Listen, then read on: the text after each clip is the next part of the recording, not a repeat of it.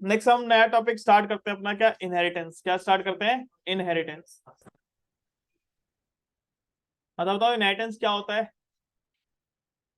बताया कोई इनहेरिटेंस क्या होता है? What do you know about inheritance? Inheritance का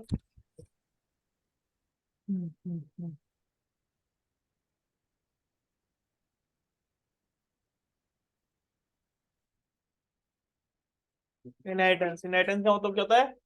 रीयूजेबिलिटी। आगे जैसे आपने बताया कि रीयूजेबिलिटी, इनहेरिटेंस हम करते क्यों है? रीयूजेबिलिटी को अचीव करने के लिए। इनहेरिटेंस वर्ड का मतलब होता है रीयूजेबिलिटी।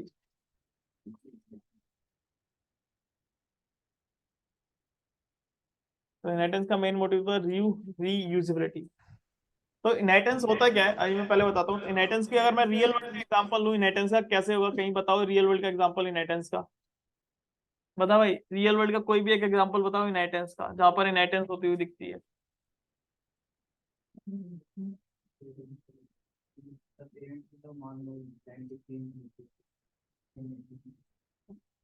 और बताओ कोई, इसके अलावा और बताओ कोई।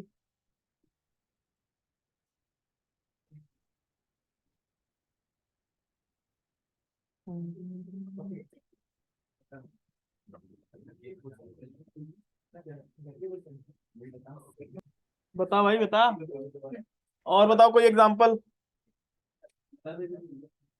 हम्म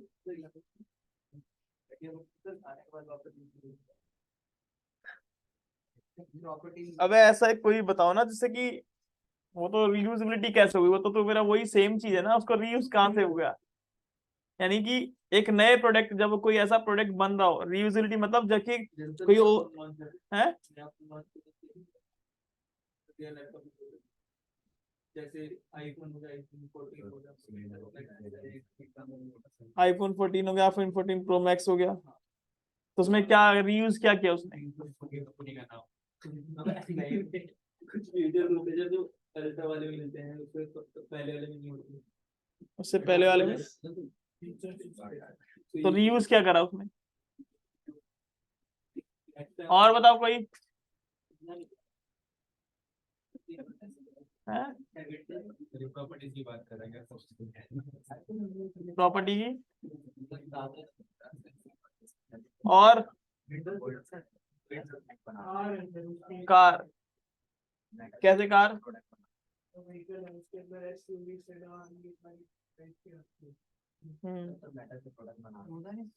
तो इनहेरिटेंस तो बता। जैसे मान लो एक कार है, कौन सी कार? कोई भी कार। हाँ तो हाँ तो इनहेरिटेंस क्या करते हैं उसमें? रीयूजेबिलिटी क्या होती है? अगर मान लो एक सेडान है, सेडान को एक दूसरी एक एक एसयूवी बना दी।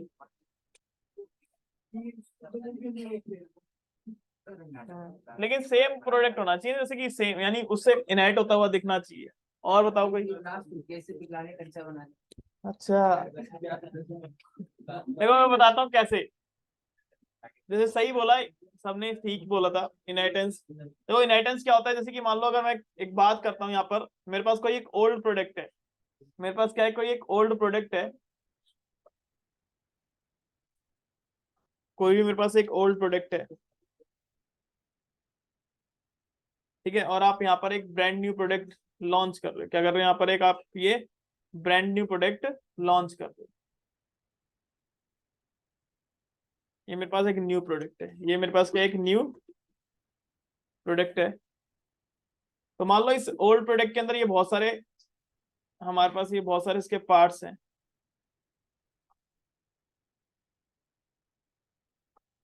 ठीक है। एक बहुत सारे ये इसके अंदर पार्ट्स हैं। और एक आप ब्रांड न्यू प्रोडक्ट लॉन्च कर रहे हो, तो इसके अंदर ना, जैसे आप इसको जब डिजाइन कर रहे थे तो उसके अंदर एक पर्टिकुलर किसी पार्ट की रिक्वायरमेंट पड़ी जो आपके पास ओल्ड प्रोडक्ट में है। आप उसके लिए आप नया तो क्रिएट करोगे नहीं, तो आपने करा इस वाले प्रोडक्ट के जो यहाँ पर ये जो प्रोडक्ट था, ओल्ड प्रोडक्ट में जो पार्ट था वो यहाँ पर रीयूज हो सकता था। तो आपने उस पार्ट को निकाल के यहाँ पर कर लिया रीयूज, कर लिया। क्या कर लिया? रीयूज। और एक हमारा रीयूज करने के बाद एक हमारा नया प्रोडक्ट भी लॉन्च हो गया। क्या हुआ? एक नया प्रोडक्ट भी लॉन्च हो गया। इस कॉन्सेप्ट को क्या बोलते हैं हम? इनहेरिटेंस बोलते हैं। क्या बोलते हैं? इनहेरिटेंस। इस कॉन्सेप्ट क्या बोलते हैं? इनहेरिटेंस बोलते हैं। क्या बोलते हैं हम? इनहेरिटेंस।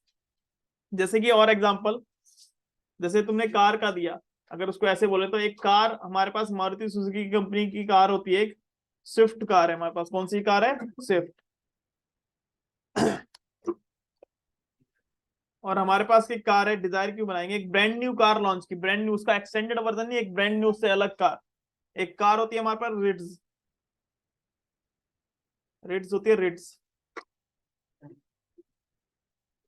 अब इन दोनों के अंदर जो सेम चीज होती है वो इंजन सेम होता है। जो स्विफ्ट के अंदर इंजन होता है वही डिट्टो सेम इंजन किसमें होता है? रिड्स में होता है। लेकिन आप कभी रिड्स को स्विफ्ट का एक्सटेंडेड वर्जन बोलते हो? नहीं बोलते ना। लेकिन क्या करा, टेक्नोलॉजी जो कंपनी थी उसने तो रीयूजेबिलिटी कर ली ना। उसके एक अलग से इंजन बनाना पड़ता है, एक अलग से नई डाई तैयार करनी पड़ती है, वो कॉस्ट तो बचा ली उसने। डिट्टो सेम इंजन क्या लगा दिया? इसमें लगा दिया। तो यहाँ पे कर लिया, इंजन को रीयूज कर लिया और एक ब्रांड न्यू कार भी लॉन्च कर दी। तो इसको बोलते हैं क्या? रीयूजेबिलिटी। क्या बोलते हैं इसको हम? रीयूजेबिलिटी।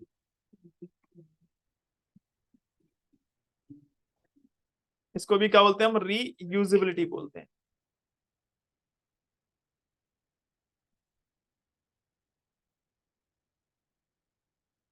अब जैसे एसी होता है, एसी में कंप्रेसर होता है, वही कंप्रेसर फ्रिज में होता है, और वही कंप्रेसर जो बड़े बड़े कंटेनर होते हैं, यानी किसी रेस्टोरेंट में, वहां पर भी वही होता है। वो कंप्रेसर तो सेम होता है, लेकिन डिवाइसेस क्या है? अलग अलग। तो उसको तो हम क्या कर सकते हैं? रीयूज कर सकते हैं। उसको भी बोलते हैं रीयूजेबिलिटी। उसको भी क्या बोलते हैं? इनहेरिटेंस बोलते हैं। अब एक और, जैसे कि हमारे पास लैंग्वेज होती है, सी लैंग्वेज है, ठीक है। अब सी लैंग्वेज हमारे पास है। अब इसके अंदर सिंटेक्स जो है, अब चाहे सी लैंग्वेज जब पढ़ते हो तो जितनी भी जावा है या सी प्लस प्लस है, वो जितनी भी लैंग्वेज है उन सब ने जो सिंटेक्स इनहेरिट कर रखा है वो किसका इनहेरिट कर रखा है? सी लैंग्वेज का। मतलब यहाँ पर जावा हो गई, या सी प्लस प्लस हो गई, या सी शार्प हो गई, ये सारे के सारे जो सिंटेक्स है, जो सब में क्या है, जो इनहेरिट कर रखा है वो किसको कर रखा है? सी लैंग्वेज के सिंटेक्स को इनहेरिट कर रखा है, मतलब रीयूज कर रखा है। तो इसको भी क्या बोलते हैं हम? इनहेरिटेंस बोलते हैं। एक ब्रांड न्यू लैंग्वेज भी लॉन्च हो गई और हमने सिंटेक्स को कर रखा है? रीयूज कर रखा है। सेम ही तरीका होता है बनाने का, सिंटेक्स को सिर्फ लिखने का तरीका ही तो अलग है। तो इसको बोलते हैं रीयूजेबिलिटी। क्या बोलते हैं? रीयूज। तो सिंटेक्स क्या कर रखा है यहाँ पर? इनहेरिट कर रखा है।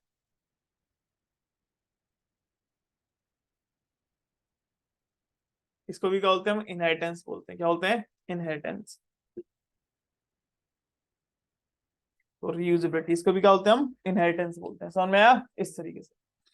तो दी इनहेरिटेंस का मतलब ही क्या होता है? इनहेरिटेंस क्या मतलब है कि जब हमें कोई ओल्ड प्रोडक्ट का पार्ट, अगर कोई भी हमारे पास एक प्रोडक्ट है और एक हम नई चीज क्रिएट कर रहे हैं, नई चीज बना रहे हैं, तो उसमें ओल्ड में से किसी एक पर्टिकुलर पार्ट को निकाल कर उस नई चीज में लॉन्च, इसको यूज कर रहे हैं, रीयूज कर रहे हैं, उस कॉन्सेप्ट को बोलते हैं हम इनहेरिटेंस बोलते हैं। क्या बोलते हैं? इनहेरिटेंस।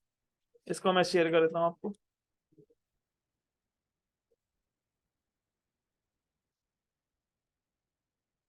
अब अगर मैं बात करता हूँ यहाँ पर, ये हमारा इनहेरिटेंस क्या हो गया? हमारा इनहेरिटेंस। तो इनहेरिटेंस की अगर हम बात करते हैं, इनहेरिटेंस की डेफिनेशन की बात करें, तो इनहेरिटेंस होता क्या है? Inheritance in Java is a mechanism in which one object acquires all the properties and behavior of parent object। यानी इनहेरिटेंस एक मैकेनिज्म होता है हमारे जावा में। Inheritance in Java is a mechanism in which one object acquires one object acquires all the properties and behavior of a parent object। जहां पर एक जो ऑब्जेक्ट होता है वो एक्वायर करता है all the properties and behaviour of parent object. जितने भी हमारे पेरेंट, मतलब जो पुरानी क्लास, पेरेंट मतलब जो पुरानी क्लास होती है, और जो चाइल्ड होती है वो क्या होती है? जो न्यू क्लास हमने क्रिएट की है। समझ में आया? इस तरीके से। तो the idea behind inheritance in Java is that you can create new classes that are built upon existing classes. यानी हमारे पास आइडिया क्या है बिहाइंड द इनहेरिटेंस की? हम एक नई क्लास बनाते हैं, यानी क्रिएट अ न्यू क्लासेस। और किसको यूज करके बनाएंगे? जो हमारे पास पहले से बिल्ट इन क्लासेस हैं उनको यूज करके। When you inherit from existing class, you can reuse method and fields of the parent class। जब आप इनहेरिट करते हो किसको? इनहेरिट करते हो किसको? एग्जिस्टिंग क्लास को। तो you can reuse and method and fields of the parent class. Moreover, you can add new method and fields in your current class also। आप अपनी करंट क्लास में नए मेथड और नए फील्ड क्या कर सकते हो? ऐड कर सकते हो। अगर मैं बात करता हूँ इनहेरिटेंस के बीच में जो रिलेशनशिप होती है, इनकेस ऑफ इनहेरिटेंस होती है इज अ रिलेशनशिप। क्या होती है? Is a relationship. Inheritance represent the is are relationship which is also known as parent child relationship.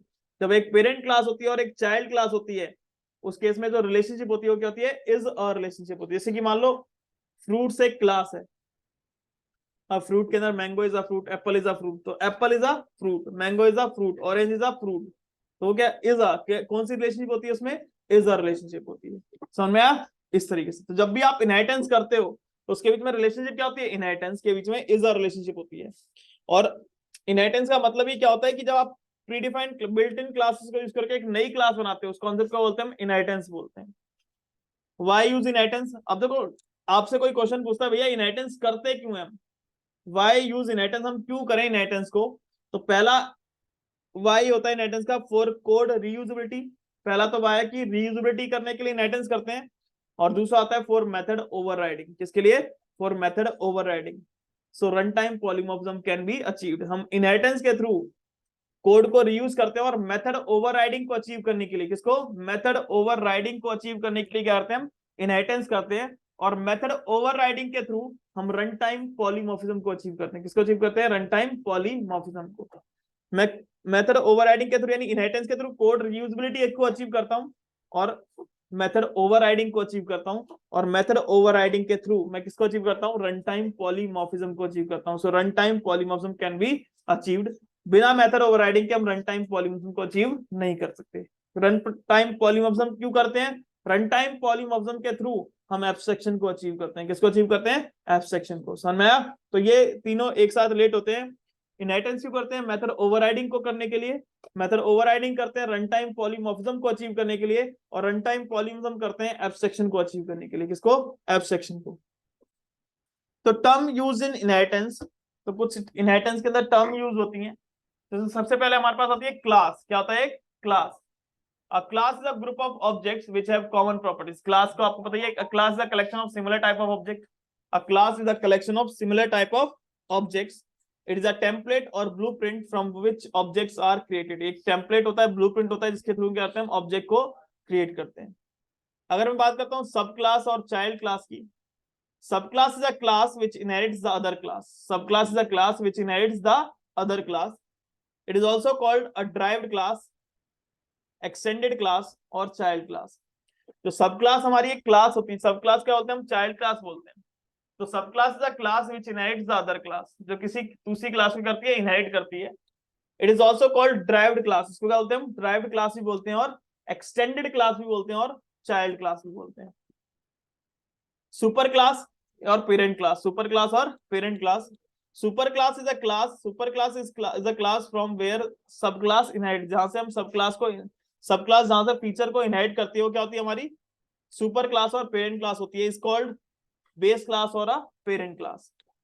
फिर आता है रीयूजेबिलिटी। तो रीयूजेबिलिटी का मतलब क्या होता है? As the name specify, reusability is a mechanism which facilitates you to reuse the fields and method of the existing class. You can create a new class. You can use the same field and method already defined in the previous class. तो आप जो पहले से defined है हमारे पास fields है, method, उसको मैं रीयूज कर सकता हूँ किसमें, एक चाइल्ड क्लास के अंदर। सिंटेक्स क्या होता है इनहेरिटेंस का? जैसे हमने एक क्लास बनाई पेरेंट, एक क्लास बनाई चाइल्ड, उसके आगे हमने कीवर्ड लगाया एक्सटेंड्स। क्या लगाया? एक्सटेंड्स। और एक्सटेंड करता है किसको? वो पेरेंट को। तो यहाँ पर जब भी आप एक पेरेंट क्लास को जब एक चाइल्ड में इनहेरिट करते हो तो उसके लिए कीवर्ड कौन सा यूज करते हो? एक्सटेंड्स। और इसको जब भी एक्सटेंड्स कीवर्ड लगा होता है तो उसमें जो रिलेशनशिप होती है वो इज अ रिलेशनशिप होती है। क्या होती है? Is a relationship. तो अगर मैं बात करता हूं the extend keyword, the extends keyword indicates that you are making a new class that derives from an existing class. The extends keyword indicates that you are making a new class that derives from an existing class. The meaning of extends is to increase the functionality. जो meaning होता है extend keyword का वो कहता है उससे हम उसकी फंक्शनलिटी को करते हैं इंक्रीज करते हैं। In the terminology of Java, a class which is inherited is called a parent class or super class, and the new class is called child class or sub class. जो हमारी parent, जो इन जावा की terminology में बात करें तो a class which is inherited is called parent class और super class, and the new class is called child class और सब क्लास। समझ में आया? इस तरीके से। अगर मैं बात करता हूं यहाँ पर रूल क्या होता है हमारे पास, तो रूल, एक रूल होता है इनहेरिटेंस के अंदर कि बाय डिफॉल्ट जब भी आप एक्सटेंड कीवर्ड लगा देते हो तो by default all the data member and member function of parent class, by default all the data member and member function of parent class are available in child class, बशर्ते वो कैसे ना हो, private ना हो, कैसे ना हो, private. By default all the data member and member function of parent class are available in child class but they are not private, बशर्ते वो कैसे ना हो, प्राइवेट ना हो, क्योंकि अगर आप किसी चीज को प्राइवेट कर दोगे तो वो डेटा इनहेरिट नहीं होता, वो इनहेरिटेंस में भाग नहीं लेता अगर प्राइवेट आपने किसी चीज को बना दिया। इन केस ऑफ इनहेरिटेंस, अगर मैं इनहेरिटेंस की बात करता हूं तो ऑब्जेक्ट हमेशा किसका बनता है, चाइल्ड क्लास का। In case of inheritance child class object is always created, यानी अगर पेरेंट की आप एक क्लास को दूसरी क्लास में इनहेरिट कर रहे हो तो ऑब्जेक्ट हमेशा किसका बनेगा, उस चाइल्ड क्लास का बनेगा जिसके अंदर आप क्या कर रहे हो, उसको इनहेरिट कर रहे हो। समझ में आया, इस तरीके से। इसमें कोई डाउट? मैं इसका एक एग्जांपल करके दिखा देता हूं।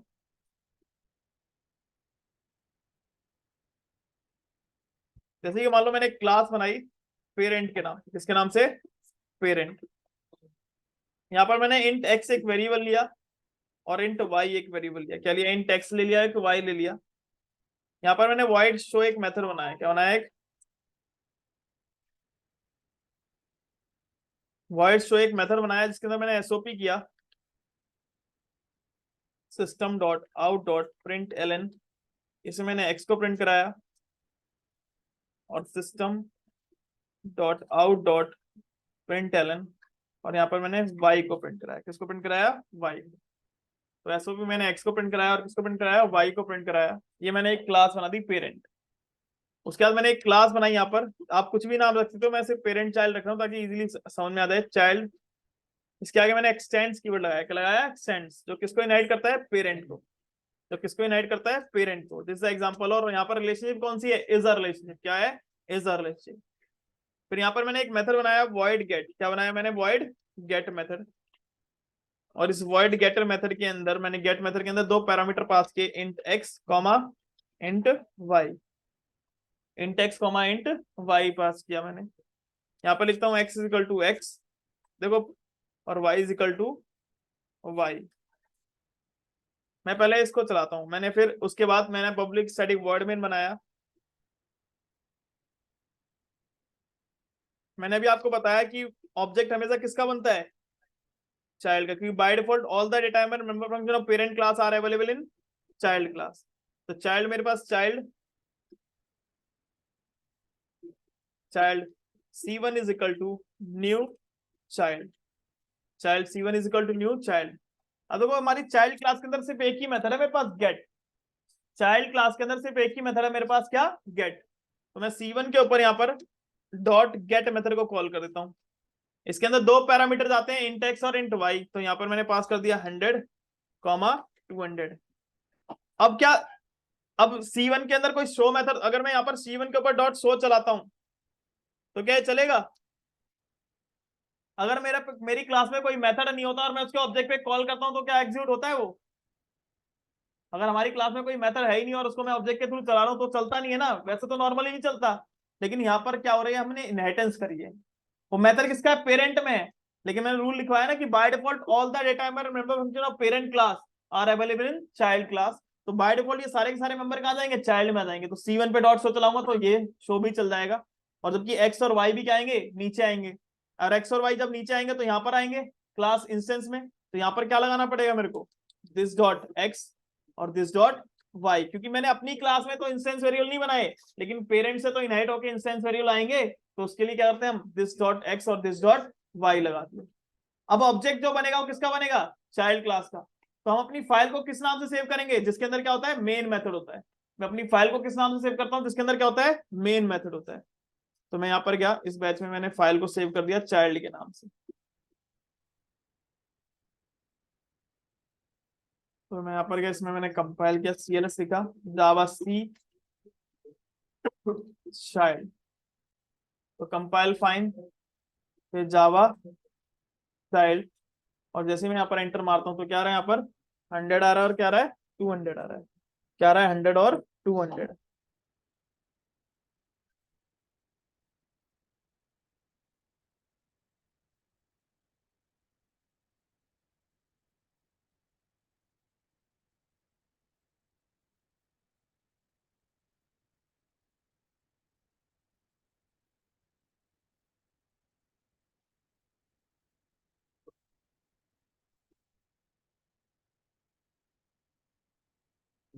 ठीक है, इस तरीके से समझ में आया। दिस एग्जांपल ऑफ इनहेरिटेंस, क्या होता है इसको बोलते हैं क्या हम, इनहेरिटेंस। ये मैंने सिंपल, समझ में आया सबको, ये कोई डाउट तो नहीं इसमें किसी को। ये मैं आपको शेयर कर देता हूँ, कोई भी क्वेश्चन हो कोई डाउट हो पूछ लो मेरे को इसमें से। कोई डाउट हो कोई क्वेश्चन हो किसी को पूछ लो, नहीं तो फिर मैं पूछता हूँ।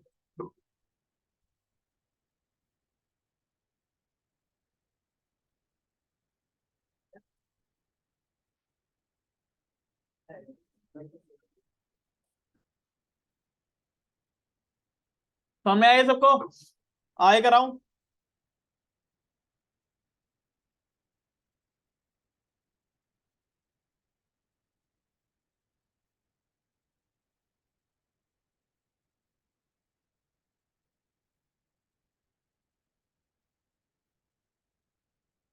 आगे नहीं, आज मैं क्वेश्चन पूछता हूँ, आगे मैं